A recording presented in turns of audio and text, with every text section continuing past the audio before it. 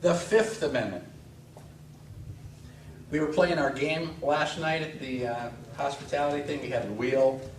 You know, people would spin the dial, and it would come up on 5, and everybody would just go, oh. And everybody knows I have a right not to incriminate myself. I can keep my mouth shut. Well, that means that you've gotten all of your information about the Bill of Rights from Law and Order. You have a right to remain silent. Anything you say can and will be used against you in a court of law. Yeah. That is not the Fifth Amendment. The Fifth Amendment is the largest, longest of the amendments, 187 words, and it's filled with lots and lots of good information. Fifth Amendment says, no person shall be held to answer for any capital or otherwise infamous crime. They can't put you in jail unless on presentment or indictment by a grand jury. We think that you've committed murder. I'm like 98% certain that you've committed murder. But can I put you in handcuffs? Can I take you to jail? Not yet. I need a grand jury indictment, or a presentment means we physically bring you in front of the grand jury, which I don't think that happens very much. It might.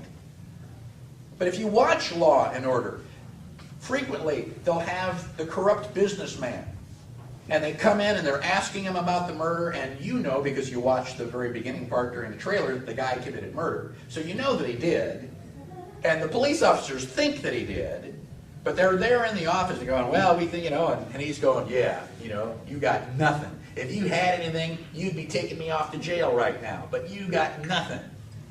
And the police officer says, before I, die, I'm going to see you in jail, that kind of thing. And so you go through the movie and they're collecting the evidence, and they always do the DNA test, and 15 minutes later they get the results back, right? And they finally, at the end of the movie, they go in because now they have the grand jury indictment. And the guy is usually in front of a big business meeting about to, make a $1 million deal, and they walk in and they handcuff him and walk him out, and oh my gosh, it's all embarrassing. Why didn't they handcuff him at the beginning? Because there was no indictment. The grand jury is made of we the people.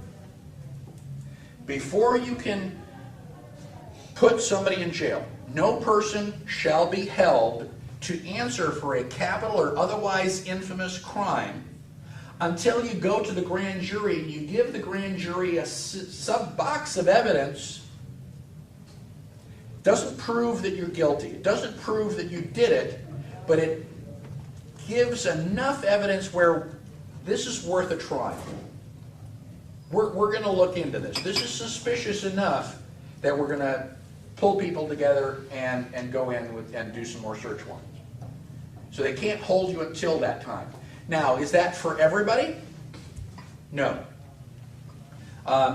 Unless on presentment or indictment by a grand jury, except in cases arising in the land or naval forces or in the militia when in actual time of war or public danger. If you're in the military, if you're a soldier or a sailor and you do something bad, do you go to court? Where do you go? Court-martial. Court-martial. Civilians and military are viewed differently. Military, we give you guns. We're training you how to kill people. And so the rules are going to be different. If you're a civilian, you have to have an indictment by the grand jury. If you're a sailor or a soldier or in the militia pretending to be a soldier, then we go and put you in a court-martial, which is all based under admiralty law. The Uniform Code of Military Justice. It's a different set of rules. Is the military all the time and the militias only in time of war?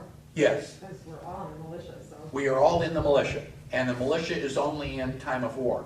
Now, in my 8-hour class, I go into how long we're supposed to have the military. Article 1, Section 8, Clause 13 says that you can raise money for an army, but no appropriation for that use shall be for a term longer than 2 years. So that's just food for thought. You know, come and take my Constitution class and we'll talk about that some more. But the point is that you've got different rules of justice. So then the Fifth Amendment starts to get, you know, interesting. You are protected against double jeopardy.